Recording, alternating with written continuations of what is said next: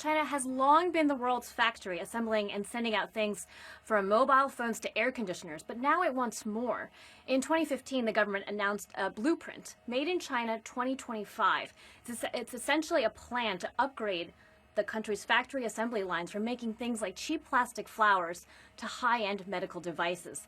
Now, it called out 10 key sectors that the government wanted to focus on, including biomedicine, energy-saving vehicles, aviation equipment, and robotics. Now, this particular plan has drawn a lot of concern from China's top trade partners.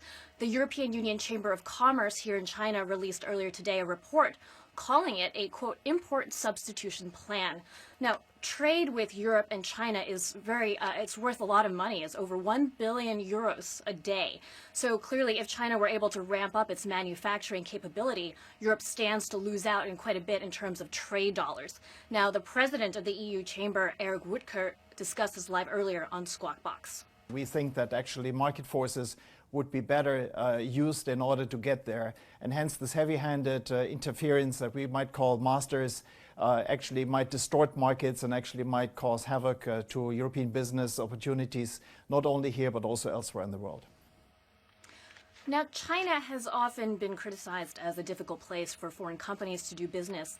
That's partly because a lot of companies that have operated here say that the government favors its own, that it decides to prop up Chinese companies unfairly. Now, only time will tell about how the Chinese government decides to go about making this particular initiative a success, but it's clear that Beijing is interested in continuing to further develop the country.